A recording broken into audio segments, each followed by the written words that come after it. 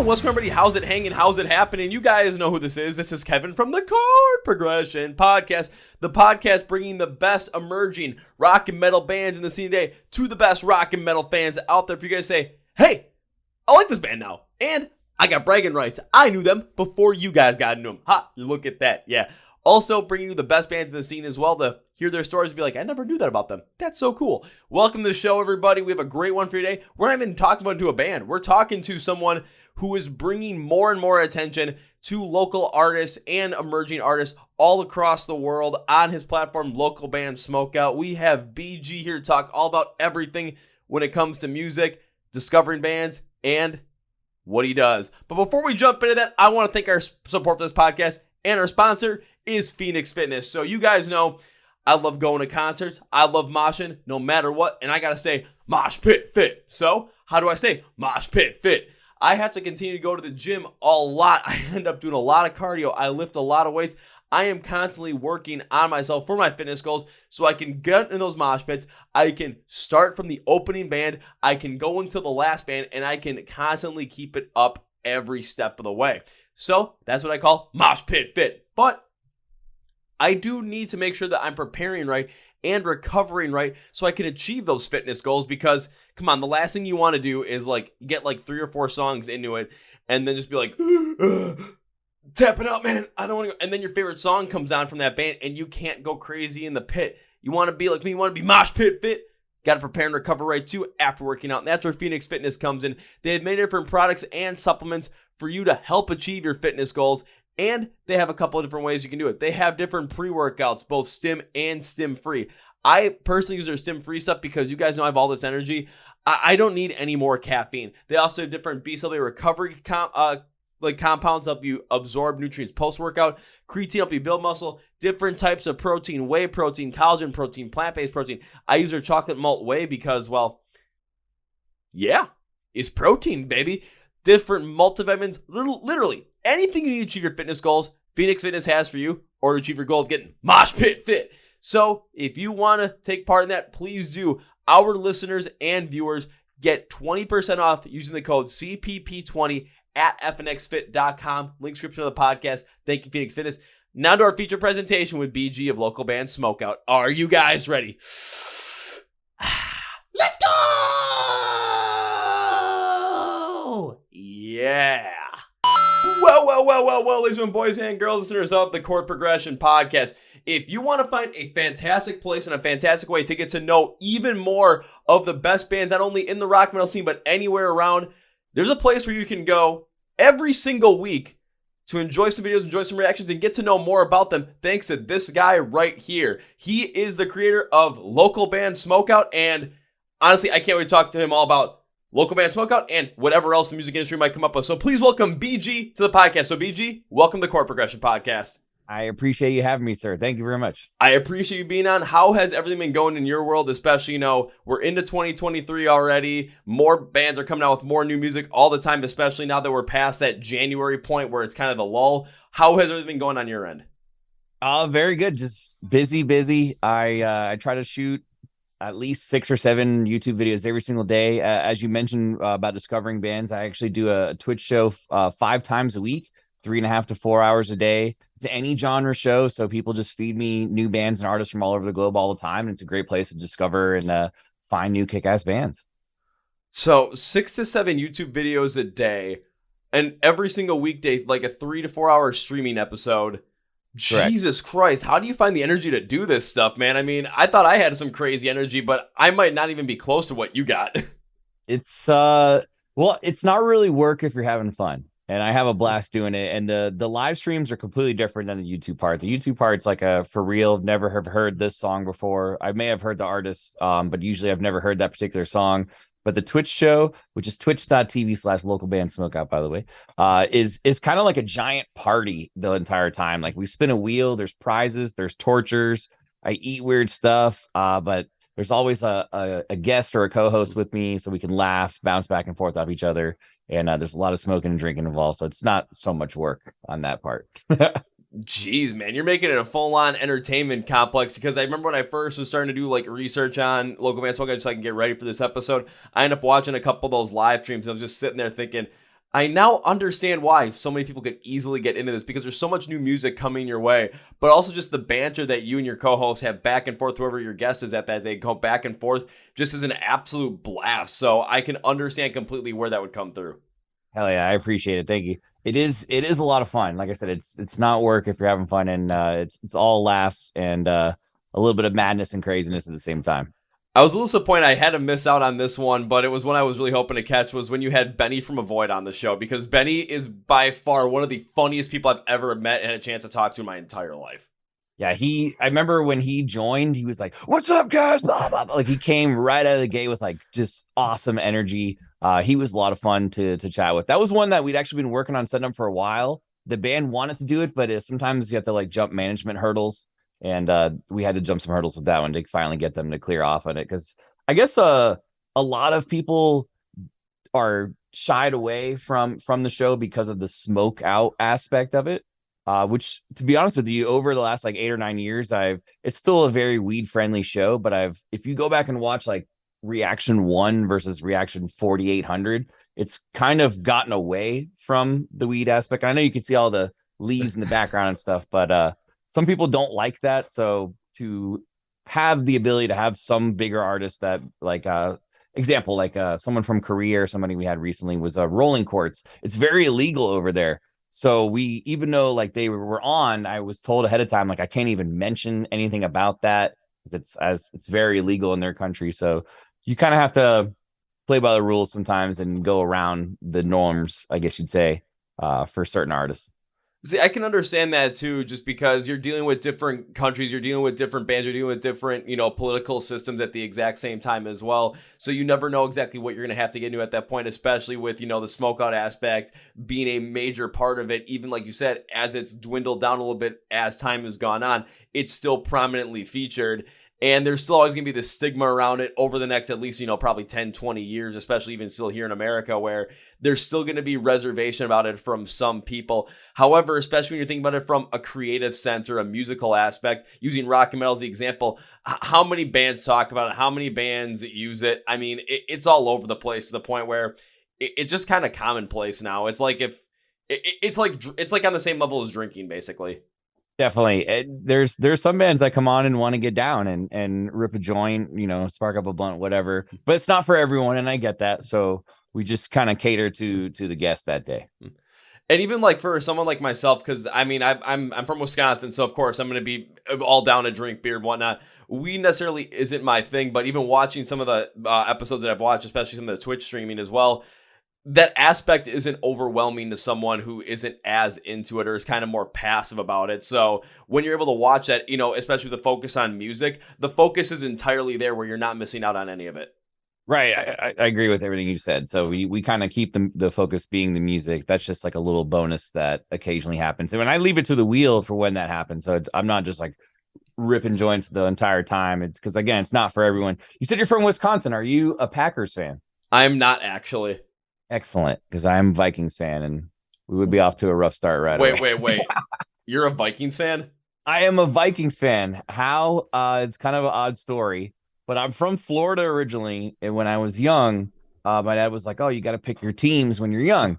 And I was always a big basketball player, so I was like, Michael Jordan or Magic Johnson. I just picked Magic Johnson, so I'm a Laker fan. And I think the colors of the Lakers rubbed off on why I picked the Vikings. And I tell you, bro, it is hard being a Vikings fan. It is hard. I'm smiling because I can agree with you 100% of the way. I've been a Vikings fan since I was 3 years old. Really? Yeah. That's awesome. Hell yeah. I have a Vikings tattoo. I don't know if you could see it right there. Oh, I can see it. Yeah, I can see it. Yeah, so another year of disappointment, but we'll get one eventually. Another year of disappointment, but we'll get on eventually. We'll get one eventually, especially like because I know Surly Brewing Company up there, they've got a beer that says "One Before I Die." And I'm pretty sure they're going to brew that until the Vikings win a Super Bowl. So hopefully that's not going to be in production for too much longer. But it's the Vikings. We're expecting it for a while. Yeah, I'm gonna have to try that beer. I've never had that one. Yeah, it's I used to go to Surly a couple times because I went to school up in Minnesota. So the brewery was maybe a mile away from university campus. So I'm like, okay, we just went there a couple of times, but I haven't really been up there since. So I might have. I think they made it after the Miracle game, so I have to go check that out. But yeah, go check it out. It's an interesting microbrewery. Actually, it's getting a lot larger. I've only been to Minnesota Airport, although I've seen the Vikings live a bunch of times. It was just at other games, like at Charger Stadium and a couple at the Buck Stadium when I used to live in Florida. But I've never actually been to the Viking Stadium in Minnesota, so that's a bucket list for me. Oh, you have to. I've been there twice, once each during the first 2 seasons, and it was like the place is just gigantic. The first game I went to, they were playing the Cowboys. I sat down in my seat, and my whole row was Cowboys fans. And everyone's trying to get on me. I'm like, guys, I'm a Vikings fan from Wisconsin. This is like home for me. Like, you guys are making this too easy. Right. That's funny. But jump back in the music game, Local Band Smokeout as well. One thing I'm curious is, how did you get the idea to do something like this, and how did this all start? Especially, with you doing this 8 to 9 years long. How did this whole entire thing come up in terms of the reaction stuff on YouTube, along with the Twitch streaming? How did this all come about? So go back 8 or 9 years ago. I'm in a band called Hit 'Em, and we're kind of like at the very end where we're probably about to decide it's not going to be much longer. We're all together. So I'm like, I want to showcase my homies. And at the time, like reactions were like just starting on YouTube. And I was like, I have an idea for a show, Local Band Smokeout. I was kind of involved in something called Local Band Spotlight on the station called X103.9 back in the day. And I was like, I'm going to do like a spin-off of that. And my whole band at the time was like, this is the stupidest idea you've ever had. But I somehow convinced 2 of them to shoot a couple episodes with me in the beginning. We're just kind of blazing, getting stoned in a studio, listening to some homie local bands. And at the time, I refused to ever check out or do reactions to big bands. It was only small artists. And I did that for about 2,000 episodes and didn't really have any love whatsoever on YouTube. I mean, I think I had like 4,000 subs after 2,000 videos.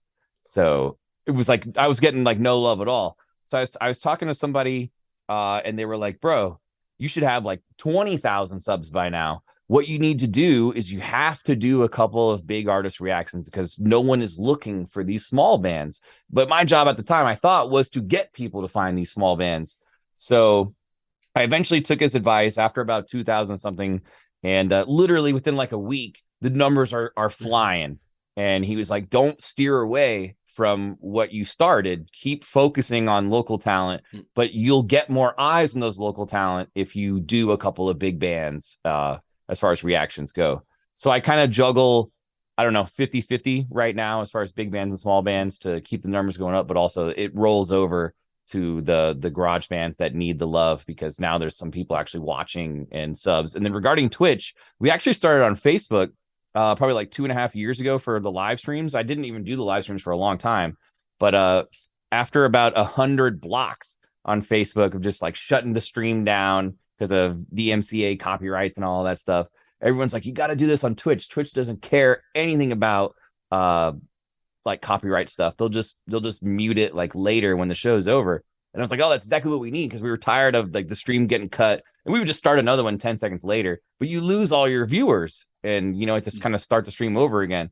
So I moved to Twitch, and Twitch is like a lot harder to build because it's not like a share option and, it's a little bit trickier, but it's way more fun because it lets you get away with a lot. So shout out to Twitch. Shout out to Twitch on that one. And I can understand that advice you got as well. And just the focus you want on the smaller bands, the more local bands, because these smaller bands, these local bands, these emerging bands, these are going to be the bands that are going to be those big bands in any music scene that you're in, whether it's hip hop, country, rap, rock, metal, blues, whatever it might be. Those are going to be the next big ones that you're going to want to go and see in concert. You're going to want to go see them live. They're going to be the ones that are going to be headlining in 20 years. So why not get a chance to get them out and get them some support so that they actually have that ability to do that? But that advice that you got as well, I think I just saw a video from one of the reactors on YouTube, Tank the Tech, where he was talking about why he doesn't necessarily react to those smaller bands at all. And it's for the exact same reason. It's because people are searching up this stuff and they're looking for the reactions for the bands that they know, the bands that are popping up, the bands that are in the zeitgeist of the cultural mindset. They're not necessarily searching for the smaller ones, but where you come in, having that 50-50 side of things is you're able to finally get, the attention to those smaller bands for people to come in and convert on that. You're not getting, you're not sitting at 2,000 videos again with, 4,000 subscribers or right. 400, like something like that. yeah, you're not sitting on that small base, so you're able to continue to build that base while still keeping your vision intact of taking this large audience of people that actually want to listen to music and get into new music and lead them to it by having that discoverability from the big bands, but also then allowing them to discover all these smaller artists that are coming up. Exactly. I agree with that. And another thing that we do differently is you'll notice that in mine, I'm actually like a really small in the corner person, I guess you'd say, during the video, when every single other reactor is ginormous and the talent is this big. I've tossed around maybe converting to their style, but I think that the talent should be showcased. So that's why I full screen the talent and have myself, because you could still see everything and hear all my reactions and my face and whatnot when I'm hearing the song. I don't necessarily need to be, ginormous on the screen, which is something I kind of don't understand why everyone does the exact same thing. So to try and do something different and I guess you say against the norm is why I go that route when I shoot them. See, that makes a lot of sense too to me, because even if I'm thinking about it, if I'm watching reaction videos, whether it's from guys like Tik Tok or like Nick Nocturnal, and they have the smaller video in the corner, if I'm watching that, like I'm primarily watching the video and I'm just waiting to hear what their reaction is in terms of the audio. But there's a couple of people, I know one of them was the guy from Tulip Mafia, where when he did the reaction for Popular Monster by Falling in Reverse, like the whole video was blowing up behind him. And even though he was much more prominent on the screen, you could still watch the whole entire video and get that mixture in there. No one else was doing anything like that. But when I saw your reactions, it's you had the full video in there and then you were in the corner. So you could get the full video experience, the full experience of the music, full experience of the artist, and still have the reaction from you in there as well. It wasn't like you weren't the focal point. It's the bands are still the focal point. The artists are still the focal point of the reaction. Right. I feel like it should be that way. I mean, I probably heard 100 people tell me you've got to switch it to the other way because it is a reaction video. We want to see your reaction. And I don't understand why you can't see it when I'm that small. But I've debated that when I hit 5,000, I might swap over. We'll see. But at the same time, I kind of like the fact that ours are a little different than everybody else's. So it's just something we'll test down the road. One thing you could also test too is by keeping, especially for the smaller emerging bands, keep that smaller size for you so that the band is still primarily the focus. But on the larger band side of things, the ones that are, bringing in the newer audience because you're getting the searches, getting the clicks, everything like that, then maybe switch it up for them specifically because people are already going to, if they're watching those reactions, they know the songs, they know the videos, but they might be more into your reaction to try and see that, instead of the smaller bands where they want to focus in on what the band is themselves and just hear what your reaction is and, glance over the little corner and see what's BG thinking about this right now. That's actually a really good idea. I might roll with that as far as the 1-2 punch.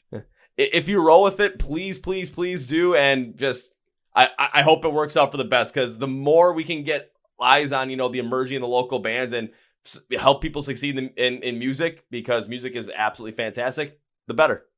Hell yeah, I agree. Definitely. Absolutely. So when you guys started the Twitch streams, though, was especially the streaming side of things with Twitch, because I have seen that as well, where, again, the primary, like the band is still primary the whatever you guys are talking about, but also all the crazy stuff you do in there, like actually making the full-on show instead of just, or like basically like a reaction stream. How did you guys come up with these ideas to make it a full-on show? Just trying different stuff out. I've seen a couple of people before have like the wheel concept, and I like to give away a lot of free stuff. So we always have like a prize on there as like an incentive of why donating or getting the trivia correct is keeps you watching. So there's an incentive for winning something. But at the same time, for the donation wheel, if you donate and you don't necessarily win something, it kind of is like a wow, was that worth $5? And to me, it is if I get tortured. So we have all these hot sauces that we'll do. Or the other day I had Oreo sour cream, which by the way is delicious, believe it or not. So it's just like weird food combinations. So you're still entertained and you're like, well, damn, even though I didn't win a prize, like I'd love to still torture BG. So that's kind of like just something that we came up with. And I mean, they get wild. I've eaten like scorpions and just all kinds of weird. Like the other day I had a wasabi Twinkie. Just stuff that's entertaining, but it's still tortures, but is worth the incentive of supporting the show and donating $5 or whatever. And then a lot of times, like I said, it'll land on a hat or a t-shirt, which costs us $20 to send out, but it totally balances out and it's worth it. Just because, it's just cool receiving badass mail and winning a prize. I think there's not a lot of channels that consistently give away free stuff on a regular basis. So I feel like that kind of has to stand out a little bit. Oh, it absolutely is going to, because even think about it. Say you're watching something like, we were like watching your favorite TV show, playing your favorite video game, and all of a sudden, you had a chance to win something every single day, and you would win that, and then maybe like a couple days later it arrives in the mail.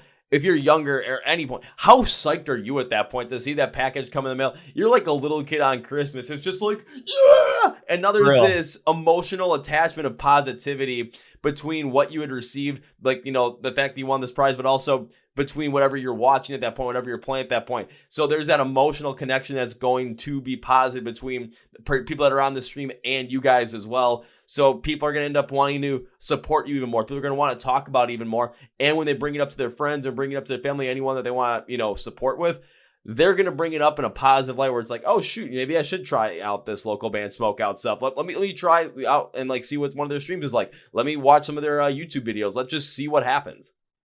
Yeah, and I still get occasionally sent stuff from bands I do reactions where they'll send me like a care package in the mail, and I never know what to expect. And just all the time gets like cool surprises. And like you said, it's like a kid at Christmas time, like, yeah, this band from San Diego just sent me this cool care package, and there's usually like something funny in there that are random. Sometimes people sent me like Mad Libs, weird food stuff that they want me to use on the show. Somebody from Australia sent me Vegemite, which is not that delicious. I don't know if you ever had it before. I have not. It's like spreadable salt. It's the best I can describe it. It's like you're supposed to put butter and Vegemite on a sandwich, but I don't know. It's extremely salty. But that means maybe it's not for me. It might be for somebody else. But it made for good entertainment just to combine it with some other food items. So that was a cool one. I'm even thinking like, I'm not from Australia, so I don't know exactly. Because every time I hear Vegemite, I always hear Australian people rave about it and love it, but I've never heard anyone else talk positive about it. So it might be just like a very, very specific like geographical, cultural thing around Vegemite. I feel like it is. I feel like it could be. So out of all the crazy potential like punishments you've had from that wheel, what is the one that stands on your mind as like, this was the craziest one I ever had to endure? Crazy was the one chip challenge, the blue one chip challenge, which was a nightmare. It was my second time doing it, but the blue one was different than the original one. For some reason, it's like 100 times worse. I went into that on like an empty stomach, and I completely like puked while live. So that one was a nightmare. I had to like crawl back that I was like, this stream's over, and like crawl back from the restroom. That one sucked. One that I leave on there all the time is my least favorite food is pickles. I love pickled things like chili peppers or anything like that, but actual pickles is just that one food item I can't stand. But we always leave it on the wheel just for entertainment reasons. So just bite a pickle is like a nightmare to me. Just the taste of it, that's no good. It's no fun. Oh man, I gotta join more of these streams so we can get that wheel spin. I can just start chanting pickle, pickle, pickle. Please don't. No, I'm just kidding. Or just all of a sudden, it's gonna be on there. What are we getting videos of? It's just gonna be Pickle Rick the whole entire time, and just oh no, not again. Yeah. Speaking of that, you hear about all the Rick and Morty drama going on? I did. I don't watch it much Rick and Morty. My brother's a huge fan of it. So when I saw it pop up, I thought, oh dear God, what's my brother gonna say about this now? Yeah, I guess one of the founders is in like big trouble, so they booted him. One of the main voices. I would be curious about that because he's the guy that voices both Rick and Morty, and I think it was the main creative writer behind the whole entire thing. So, like for season 7, it'll be interesting to see what happens because I think they had most of the stuff written out for it. But then, what are the voices going to be like? What's the take going to be like? And then they're probably going to have at least 2 more seasons because Rick needs 9 seasons to get his Szechuan sauce. So, what are they going to do for the last 2? Is it going to be somewhere just because of that massive change? Because even though that creative force is not there, are they going to end up faltering? Are they going to end up picking it up? Who knows? I mean, history has not been kind to stuff like that, but we have seen stuff potentially work out in the past. So I'm hoping for the best, but at the same time, kind of expecting the worst. Yeah, I guess we'll see. Time will tell. It's definitely hard to replace, like you said, like pretty much the guy that does like 70% of the whole show. But we'll see. Yeah, well, even think about like from a musical standpoint as well, when you have a frontman or a lead singer who is such a prominent force behind that sound, it's really, and they end up having to leave for one reason or another, it's very, very, very hard to replace that and continue the success or continue the legacy on. There's a couple of bands that have pulled it out, especially like thinking about, from the rock and metal side of things, like AC/DC was able to pull it off. Van Halen was able to pull it off. Motley Crue was not able to pull it off. But so it's like there's a lot more examples of it not working out than there are of it working out. So especially anything when it comes to media entertainment, it kind of falls under that same guide. Yeah, totally. Lorna Shore is like a good example of they're yeah. on third vocalist, and they're probably bigger now than they've ever been. Oh, so God, yeah. It works sometimes. It doesn't work all times, but you do have the outliers where it does work. And yeah, for modern audiences, Lorna Shore is the absolute prime example with Will Ramos in there now. Yeah, they're fantastic. I've not had the opportunity to talk to them, but it's on my list. I feel like you'll get that opportunity, especially with how intensely crazy they are. I've wanted to talk to Will, too, or anybody from Lorna Shore, and I haven't had that opportunity yet. Still hoping, though. Still hoping. Me too. So with all the musicians and all the musical guests you've had and been able to connect with, who are some of your favorites you've ever been able to not only react to, but also to have alongside you on Local Band Smokeout? I would say Spencer Chamberlain of Under Oath was a big one. Under Oath is like a massive influence to me. So when we had him on, I was really surprised at how much he opened up about his past addictions. He was very, very forward about how he struggled in the past. So we got to talk a lot about stuff that like you have your pen and paper ready with questions, and then it completely goes a different direction. And I just threw the notepad out the window that day and we kind of just deep dive that. Of course, we talked about the new album tour coming up, blah, blah, blah at the time. But yeah, that one was unique just because I thought, wow, you've waited like years to talk to one of your heroes. And I don't think I got but like 2 or 3 questions I had written down out because it just went a completely different direction. One a smaller band that was really fun was this guy named Frost is Rad out of New York. Really, really cool dude. He combines like emo and hip hop together with like a little bit of like a pop punk feel. But he had seen the show, and a lot of the guests we have on have never ever seen what I do, so they don't really know what to expect. And he had seen it before, and he brought like a full bottle of liquor, and he was like, I want to take a shot with you. Every time I take a shot, you have to take a shot at the same time. And we probably did like 9 during like a 25-minute interview. So I was just tore up by the end of it. That one also caught me off guard. Another one that stands out was fun was when we had Kellen Quinn on. Him and Justin were literally at like their management's office, and they like ran outside to do like a 15-minute interview. But that was one of those ones where I thought it's going to be quite hard to get Kellen on, because at the time he was doing No Cover, and their album was just about to come out. They were having like practices for their tour, so he was completely swamped with features and all kinds of stuff, and he was just really down to earth. And he had told me ahead of time, I totally don't smoke, but Justin, my band, does, so can he please join? And I was like, of course. I'm not gonna say no to that. But that one was fun. And let's see, Kevin Lyman of the Warped Tour was really cool. He's the creator and founder of the Warped Tour. He had just like really badass advice for because you could imagine even though Warped Tour doesn't go on anymore, when it was, he probably got hit up by 40 bands a day trying to get on the next Warped Tour. And he talked about like what he looks for in artists, what he believes they need to do while on the Warped Tour to be successful and stand out. So he had really cool advice. And I love hearing people just that are established or have made it be like, this is the mistake I made. Don't make this mistake. Or when picking management, make sure you ask these questions. So it's just cool to hear different people's perspectives of what works and doesn't work for them in particular.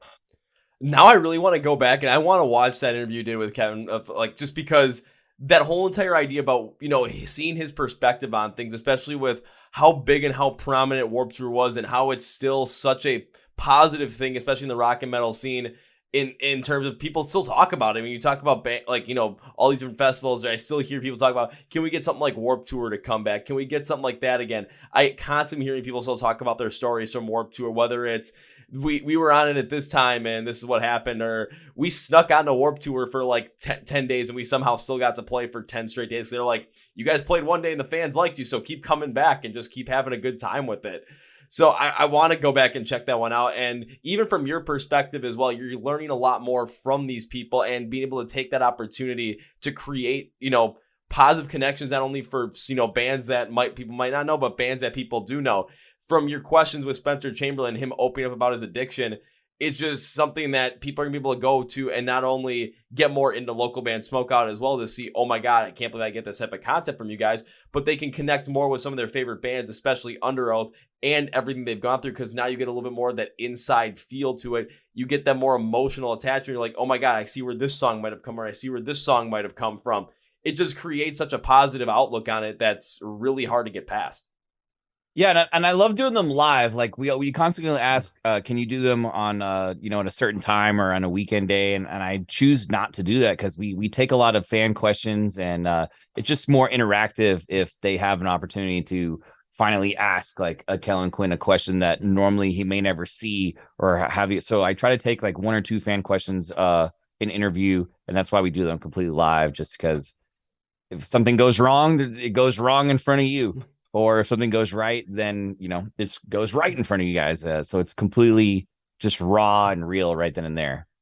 So I'll give it that fresh aspect. One thing I do want to specifically ask you before, we end up wrapping this up.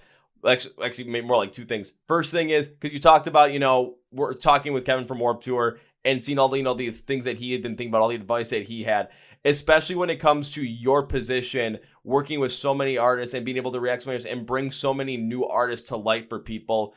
What are some things that you see that are currently going in the music industry, or some current trends that, maybe newer bands can take on and say, okay, maybe I can add this piece to my sound, or maybe I can take this advice and do this in order to continue to grow my notoriety while also still keeping what is my core sound at the core of my music? Well, I noticed that I could tell right away what bands work harder than others, because I see who's promoting the fact that they're on, or I could tell by their social media games. And one thing I'm struggling at is TikTok. I just don't really get it, but I'm trying to work on my TikTok game. But I've had people come on say that they've done Facebook, Instagram, Twitter nonstop for 3 years. And in 3 months, just by doing TikTok videos every day of their own music, they have 50,000 followers, and it carries over to all their other social media networks. I would say, as much as you may or may not want to, be active on every social media possible, and don't necessarily release music when it's not ready. Some people find like, oh, I got to stay relevant, putting out a single every couple of weeks, every month, whatever. If you have 6 impactful songs that drop at all, that's all you release the whole year, versus 12 not very impactful songs. I feel like the longevity be more beneficial to that band. So focus on giving the best product you can. And a lot of bands we have on the show don't have the best recordings. So I always try to give them advice where I know it's expensive.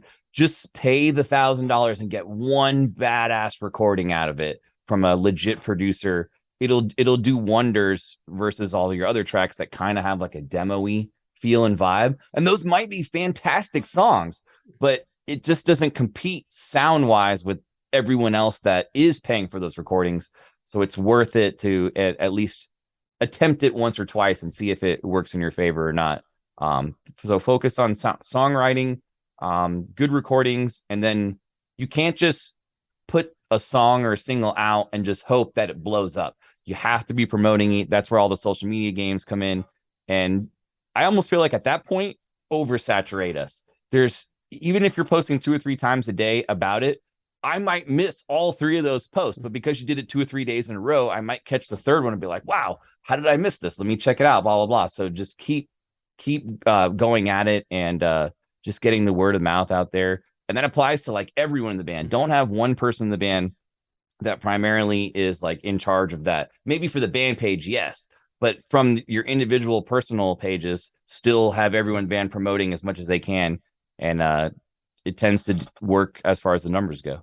Or even from the band page as well, because if say you got 4 members in the band, if someone might be really good at it, but you also don't want to have them burn out on it to the point where, especially from an emerging band, you want to be making your music, you want to be practicing, you want to be playing live. and you're probably also having to work a full-time job too, because you're not making enough money at that point. You don't want to have to put somebody in that position if they don't want to be in that position to just solely be responsible for the band page, because that could lead to some sort of burnout, that could lead to some sort of mental strain, and that could just add on to some of the stress of being in a band already that can cause some problems down the road. If there's one person that is unequivocally wanting to do it, absolutely makes sense. But in order to keep up that, keep the content or keep just the relevancy of the band and the page flowing, maybe especially if you're able to have everybody work on it as well, it just is going to make it a lot easier, a lot more equitable between band members, and you're not going to be missing out on the time of, you might be posting 2-3 times a day, but just like you said, BG, I might not hit the first day, but by the third day, I might see it and I might be interested in it and check it out. Yeah, share the wealth.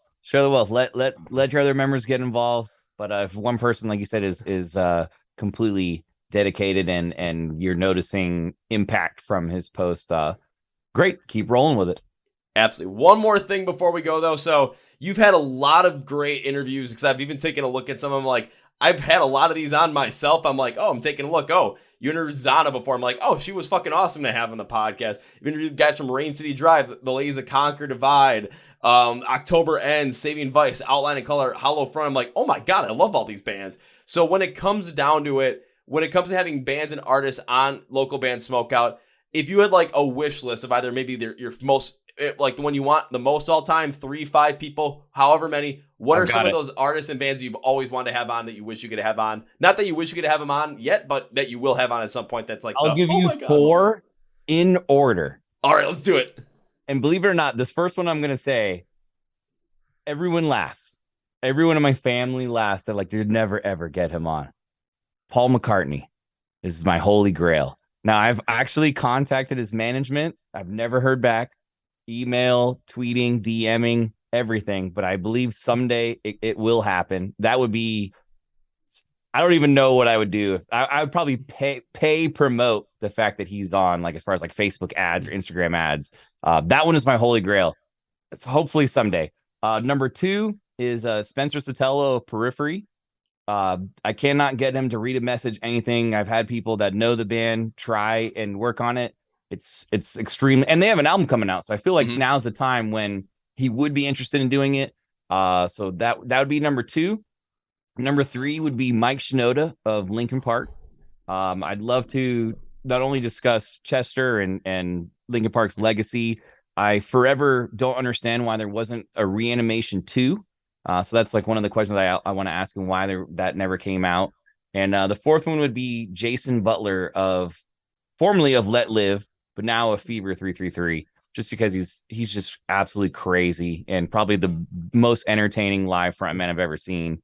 And I just want to ask him about his injuries over the years and his songwriting style and how he maintains his crazy voice that he has.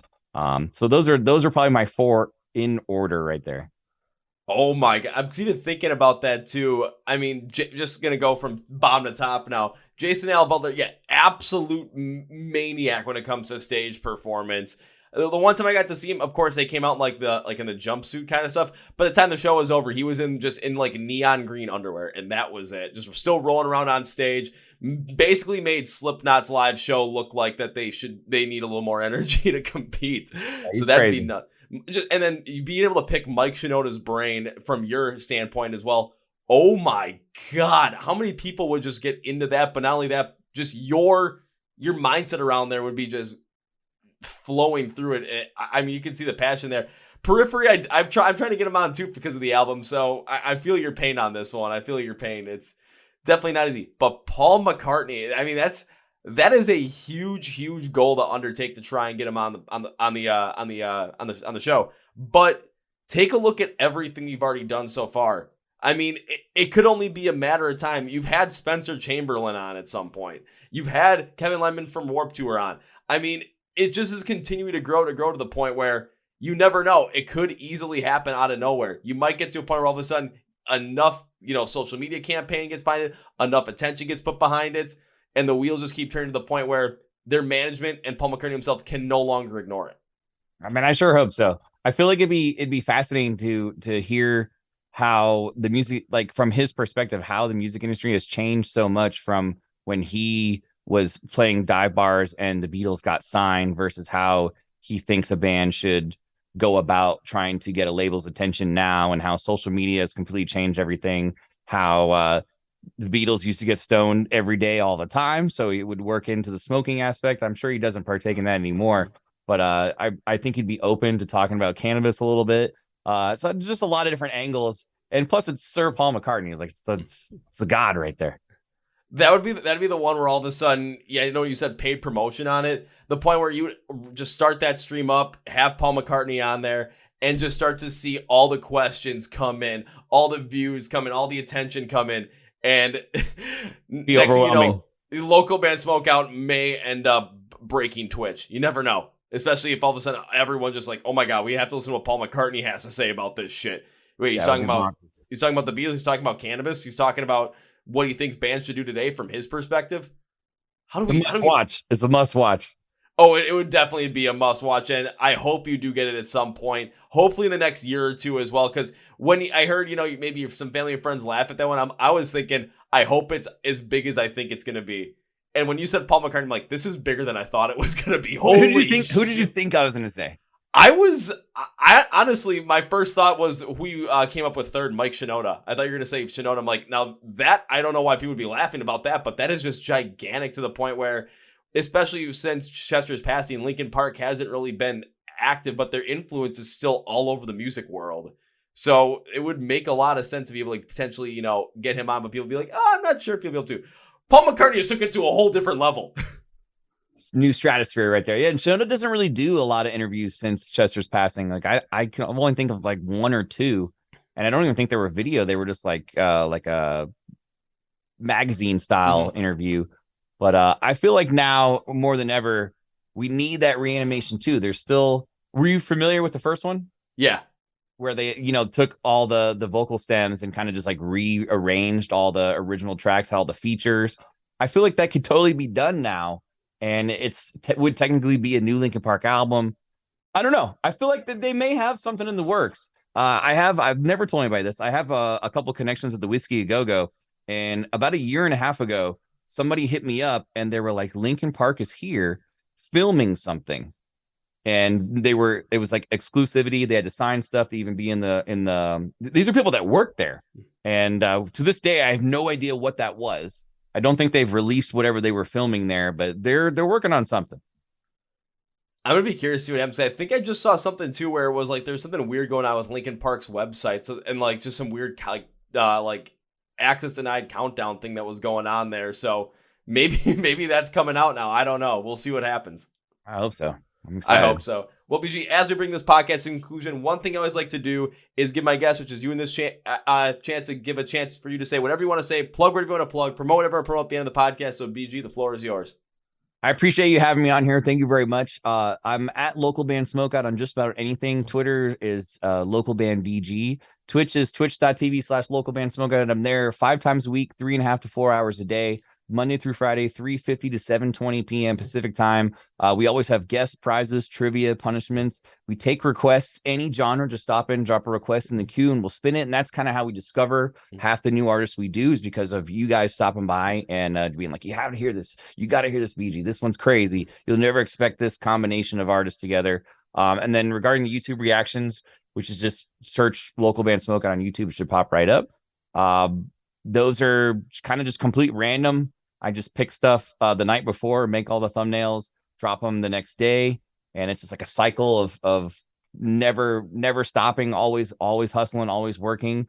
And there is a Canadian version and an Australian version of the show. If you know somebody that lives, or you yourself live in Canada or Australia, just put Local Band Smokeout Canada, Local Band Smokeout Australia, and those are way more focused on local talent to their scene, as opposed to my show, which is a little bit more global. But still really, really cool dudes. We'd like to eventually do a UK version. So if you're watching and you know anybody that lives in any part of the United Kingdom, please message me so we can get that set up, and we'll try to guide you as far as how to monetize your subsidiary of the show. But other than that, this is an absolute blast, man. I'm ready for some football today, even though our team's not in it. I'm if I was betting man, I'm betting Chiefs versus 49ers in the Super Bowl, with the Chiefs being victorious.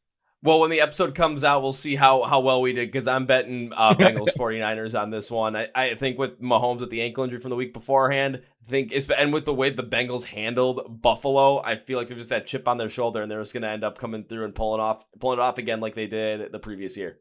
I believe Burrow's never lost to Mahomes yet in his career, so we'll see. Well, we'll see how well this ages, especially because after we're done recording this, within the next 8 to 9 hours, we will know.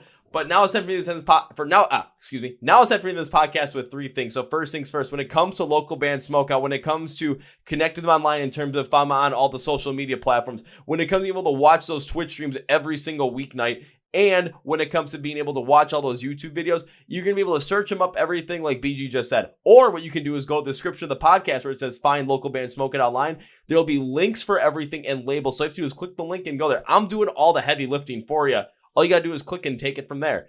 Now it's time for number 2, BG. So whenever a guest in the podcast I enjoy having on, I tend to make a certain promise to him as a way for me to say, when it's a band, it's like, thank you for being on the show. And also I wish to continue to support the band any way I can. This is Local Band Smokeout, so I wish to support the show in any way I can. Everyone I've ever had in the podcast has hit on this promise, and you have hit on it as well, but I got to modify it a little bit. So my promise is when, and it's when I get to meet you in person the first time, whether it's at a show, somewhere else out there, I don't know what it is. I got it. Ghost Kill Entertainment, I believe, lives in Minnesota, and I'm trying to visit them sometime this year for business reasons. So I'll probably attend a game, but I will 100% hit you up so we can have a beer or two and just chit chat in person. So I will make sure. I promise will be kept. Promise will be kept, and this is where the promise comes in there. If you pull up and you're like, hey, I'm going to be up in Minnesota, you want to come up? I still got friends up there, so I'll be like, fuck yeah, I'll come up. And this is where the promise comes in. Have a couple of drinks. First round's on me. I love that. Hell yeah. You said you're in Wisconsin, though, right? Yeah. So we'll have to just drive over a little bit, and we'll hold you to that round of drinks. Oh, perfect. Yeah, please hold me to it. And then on that note, I cannot end this podcast by saying goodbye. That is way too final. Plus, I made a promise to you, and in the future, maybe sometime, later this year, early next year, I'd love to have you back on the podcast so we can see how well Local Band Smokeout has done in 2023, and if you've gotten Mike Shinoda or Sir Paul McCartney on the show yet. I would love to do a follow-up, so I agree to that as well. Hell yeah. So, BG, this is not goodbye. This is, I'll see you later. I'll see you soon. Well, folks, that was my interview with BG from Local Band Smokeout, and now it's time to come to the segment I like to call Kevin's Final Thoughts. So, I've been reflecting on this episode a little bit right after the recording of it, and one thing I've thought about this is taking a look at what BG is doing, his vision and his mindset and his goal of getting more attention on local emerging bands or artists in the music world. It's not just pertaining to rock and metal, which of course is something that we love. He also goes into many different other artists as well on his Twitch live streams and of course on his YouTube reaction videos. But the one thing that he said was that really got me interested was starting out, from his starting point, he'd been working on this for a couple of years. He'd done 2,000 reaction videos and was not getting nearly the amount of support that he probably deserved to have gotten at that point because people weren't looking for this stuff. People were not searching up this stuff because when it came to reaction videos, people are not going to constantly be looking for, the small bands. They're going to want to start out with the big bands. That's the ones they know, the ones that they're connected to. So when he started doing the split 50-50 between bands that people absolutely know, like if he was reacting like Electric Callboy, especially in late 2021, early 2022, it's going to bring more people to the channel, more people to Local Band Smokeout. But he also kept doing half of the videos at the bare minimum of these local emerging bands and artists to make sure that the vision was kept there, but also to make sure that people could get into the emerging side of things as well, and the bands are going to be coming up in the next couple of years. So his adaptability has been fantastic on this in terms of maintaining the overall goal, maintaining the overall mindset, maintaining the overall core of what makes Local Band Smokeout great, from the fun, the wackiness, the wheel of pain, even the whole smokeout aspect of it, and maintaining the emerging band status and the local artist status to give them a platform to actually be able to get discovered and have help with that through Local Band Smokeout, but evolving it so that he can continue to do this stuff and have the audience support it as well. It's the adaptability aspect that I'm really, really inspired by with BG. And that's something I got to end up doing myself as well. I got to end up taking this in taking some of the advice when it came to the social media game. Have to take that advice as well, which I've been focusing in on more, but got to do a better job of it. It's got to take responsibility for that stuff. If I want the podcast to be as good as possible, if you guys want your band or your artist or whatever you're working to be as good as possible, you got to put in the work, because you'll be able to tell which bands are working hard at putting the work and which bands aren't. You're able to tell which, groups of people are putting in the work, which groups of people aren't, and putting in the work will give you that ability to go after what you want to go after and be able to adapt to it when you're able to. Again, like BG was able to, going from the Facebook streams to all of a sudden going to Twitch so they could actually fully do everything they needed to do. Working on doing some of the reaction videos for those bigger bands so that people could come into the channel, get into it, and also check out all the emerging bands. That's at the core of what Local Band Smokeout is.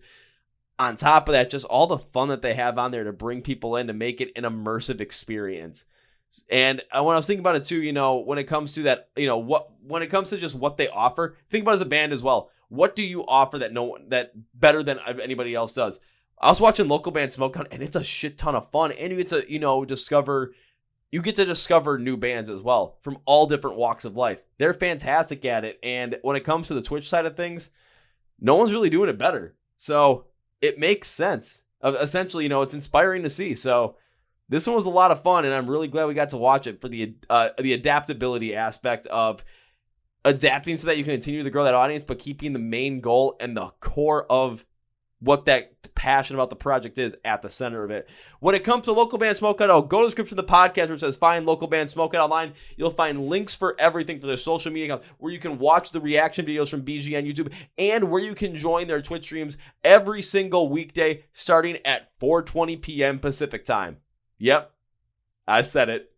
Also, be sure to subscribe and follow along with the Chord Progression podcast. Subscribe to the YouTube channel where you can watch these videos and watch all the shorts as well. You can also listen on your favorite audio streaming platforms, Spotify, Podcast, iHeart, Amazon, all those different places. Please also follow us on social media, Facebook, Twitter, Instagram, TikTok, because we have all the different small cuts of the episodes there. You can connect with us. We go live on Instagram every single Wednesday at 9 p.m. Central Time. Connect with us in all these different places. We have fun. We have a blast. And you can find out more about some of the great emerging bands coming up in the scene as well, like Local Band Smokeout, but this time in podcast form right here in the Chord Progression podcast. Thank you, Phoenix Fitness, for sponsoring this podcast. Remember, 20% off using the code CPP20 at FNX.com. Links for the podcast. Thank you, BG. Skull Vikings.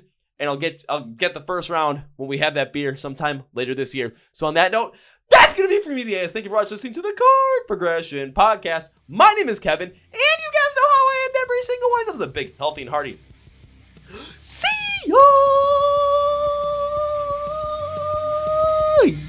Yeah!